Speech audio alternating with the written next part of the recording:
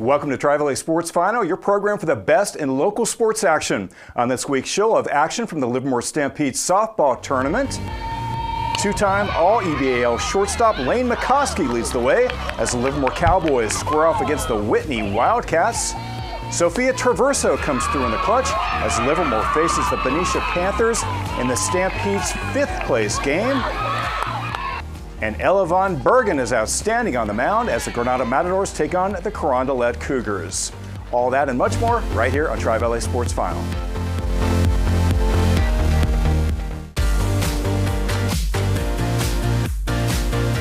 Welcome to Tri-Valley Sports Final. I'm Ian Bartholomew. On this week's show of action from the Livermore Stampede softball tournament, we'll see the Livermore Cowboys square off against both Whitney of Rockland and Benicia, and we'll see the Granada Matadors battle Carondelet.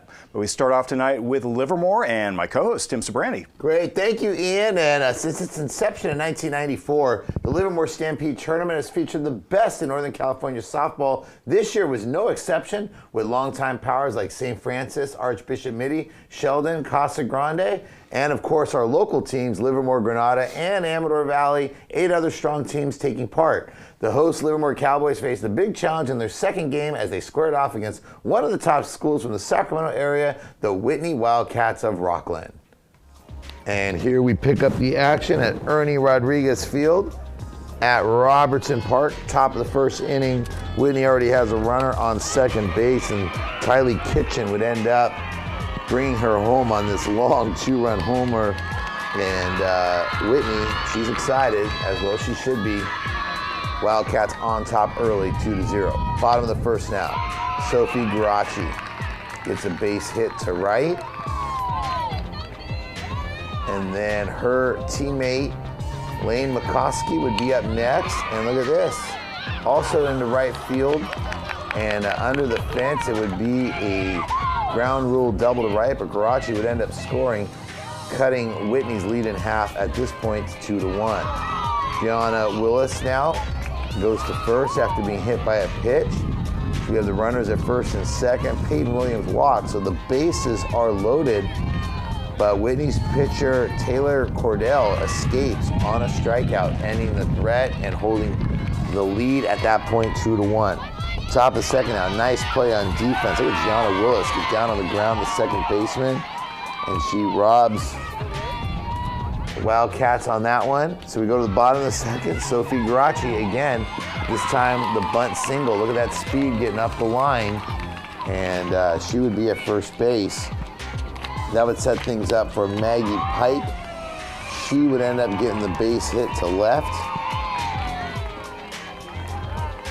and that will set the table for Elaine McCoskey. She lines a base hit to left. Grassi would end up scoring on the play, and we would be all tied up at 2 apiece. So Livermore still threatening now, trying to get that big inning, but the second baseman, Brooklyn Steele, catches the liner to end the inning, so we are going into the top of the third tied at 2. Rebecca Rao now would end up getting the infield single to get things going for Whitney. And then we see Bree Steffens getting the base hit to left. And that sets things up for Alyssa Flint. She gets a base hit to left. Steffens sliding into third, but Rao would end up scoring. And Flint would hold at second. So Whitney at this point up 3-2. And then Tylee Kitchens would walk, so the bases are loaded. And Grace Boyd gets the deep sacrifice fly right here to right.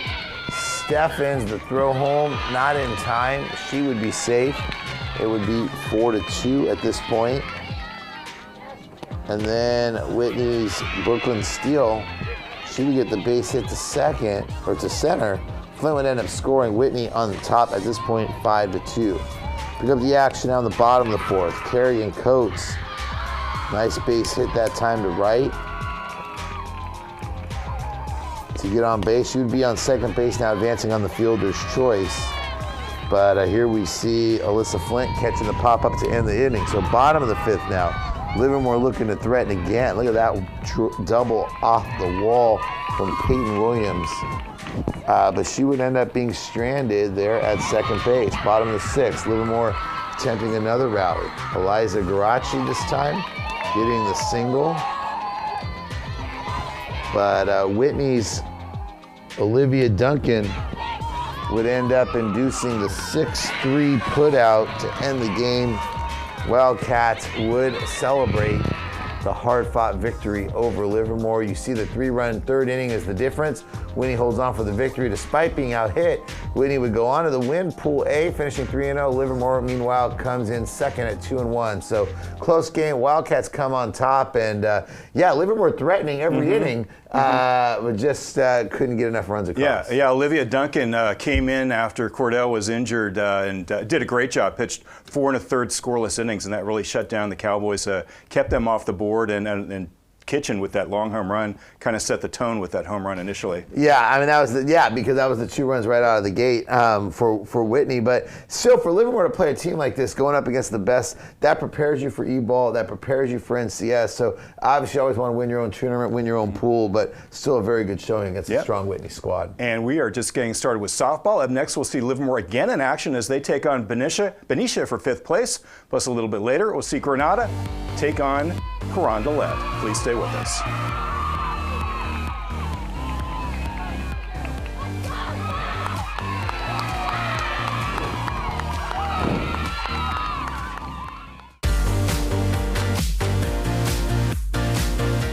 Welcome back to Tri-Valley Sports Final. 5th place at the prestigious Livermore Stampede softball tournament was on the line recently as the Livermore Cowboys squared off against the Benicia Panthers.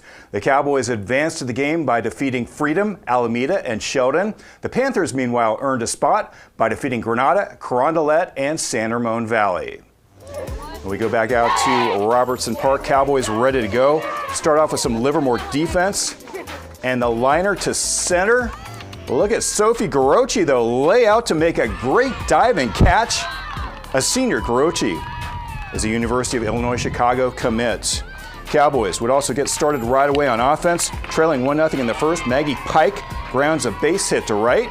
The senior has committed to play next year at Cal State Stanislaus. Northwestern junior commit Lane McCoskey then walks. Sophomore Gianna Willis then hits one through the wickets. Pike scores to tie the game at 1. Another sophomore, Peyton Williams, then pops it up. This one drops in short left field for a hit. Bases loaded now for senior Kerrigan Coates, who shows bunt, then hits it away, ripping it up the middle. McCoskey scores as Livermore jumps on top 2-1. Bases still loaded for Sophia Traverso, who walks. Gianna Willis crosses a plate as the lead grows to 3-1. Moments later, Peyton Williams scores on a walk to Emma McCoy. That makes it 4-1. Then Sophie Garochi walks. That drives in Kerrigan Coates with the Cowboys' 5th run of the inning, increasing the lead to 5-1. Maggie Pike then is hit by a pitch. Sophia Traverso scores to make it 6-1. Panthers try to rally in the second. Ariel Durr goes opposite field for a base hit. Alexis Portello then lines the ball through the hole. 2 on for Skylar Jacome, who lays down a bunt. Kimber Dow throws out Jacome at first, but the runners advance to second and third. Ava Rojas follows with a base hit to center. Garochi gets the ball back in quickly. Durr scores to cut the lead to 6-2. But sophomore pitcher Reese Boswell prevents any further damage as she gets a strikeout to retire the side.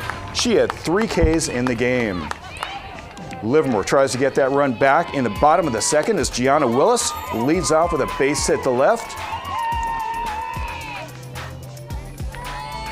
Kerrigan Coates then hits a chopper off the third baseman. She's safe at first while Willis moves to second. Kimber Dow then walks. That loads the bases for Traverso. And the senior comes through with a base hit to left.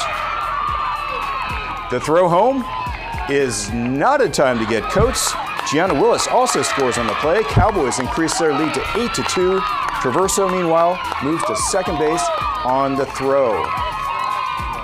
Sophie Garochi then grounds the ball off the third baseman. Benicia has no play. Garochi's safe at first. Kimber Dow scores as the lead grows to 9-2. Livermore continues to pick up hits in the third inning.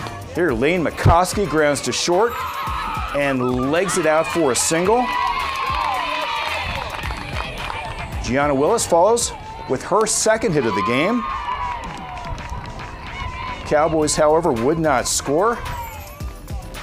In the fourth inning, Sophia Traverso picks up her second hit of the game on this line drive to center. Sydney Aguilar beats the throw to second. 9 runs would be plenty enough for Boswell, though. Here she ends a Panther rally by inducing a comebacker. She throws to first for the out.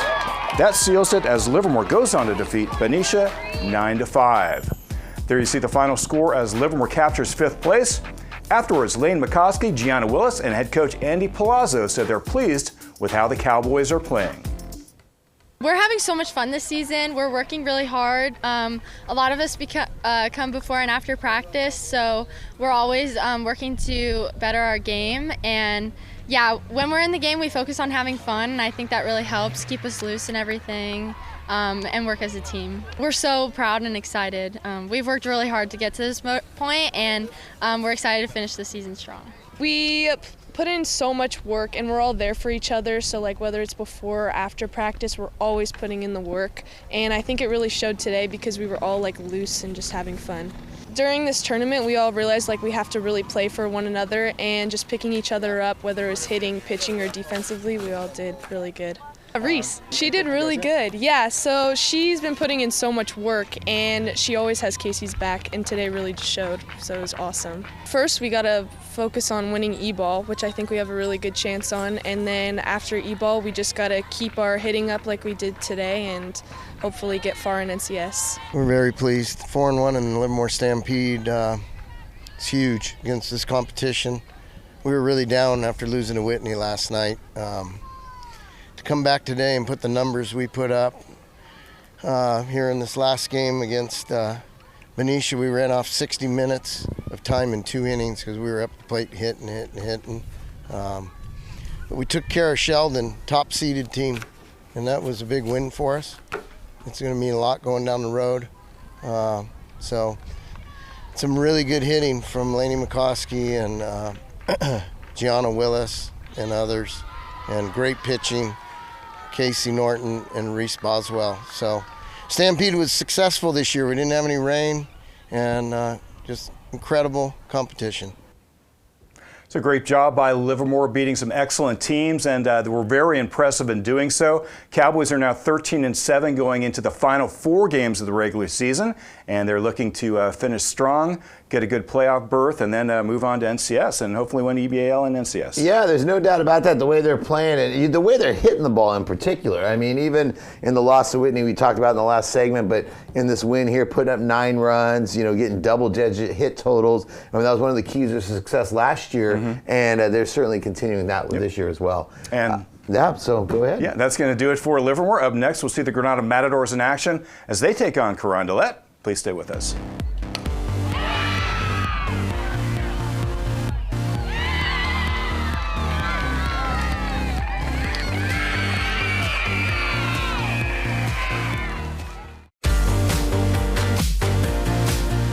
And welcome back to Tri-Valley Sports Final as we continue our look back at this year's Livermore Stampede Softball Tournament. We now move on to cover the Granada Matadors, who dropped their pool play opener falling 5-2 to Benicia. In their second game, they would face another strong opponent, the Carondelet Cougars. And here we see the coaches gathered at home plate for the start of the game. And top of the first, we see junior pitcher Oliver Von Bergen, who would pitch well, getting a pair of strikeouts. You see them right there. So this one scoreless going into the top of the second. Carondelet would get things going here, though, as Angela Gates would walk. That would be followed by a walk by Ariel Hernandez, so 2 runners on. But Van Bergen gets out of the jam with the strikeout to end the threat. Nice job there. And we go to the top of the third. Carondelet again would get their rally going. This time it'd be Reese Albano with the base hit. But once again, it's Van Bergen getting out of trouble as she induces the 5-3 putout. Madison Trindale to Delaney Amohu. And that ends the threat. So bottom of the third now. And it would be Jocelyn Sosa reaching base and then getting to second on the throwing error. And this one looks like maybe it's going to go the distance, but nope. Nice job there as Nora Yumin, the right fielder, runs it down. So we are still scoreless. Top of the fifth, Caitlin Clement. She gets to first after a hit by pitch. But you guessed it, Van Bergen, another strikeout, another threat ended. Bottom of the fifth, Granada looking to get on the board. Alicia Mitri would end up walking. So with her on base, Aubrey Ingram goes yard, 2-run home run, and Granada takes the late lead in this one up 2-0. The teammates there awaiting her. But the Matadors wouldn't be done yet trying to get the offense going. Look at this, Jocelyn Sosa ends up being a swinging bunt, single. And this right fielder is really robbing Delaney Amua. Look at that diving catch. So that ends the threat. So still just 2-0. And Carondelet very much in it as Mylenia Lopez gets the infield single. Next up would be Samantha Para. That would be the double to left, or to double to center, I should say. Run would score. Lead is cut in half to 2-1. But Van Bergen, as she had done so many times in this one, runner at third, tying run to threaten, but the putout is there. Trindale to Amua. And Granada goes into the bottom of the sixth, up 2-1. Callie Brannon would get the rally started for Granada to double to right. And then that sets things up for Maddie Bittman. She gets a single to left. Pinch runner Lila Bishop would score. That was a huge insurance run for Granada as they go on to win by a score of 3-1. And there you see the team congratulate themselves after the game. Their own unique handshake. So nice job there by the Matadors.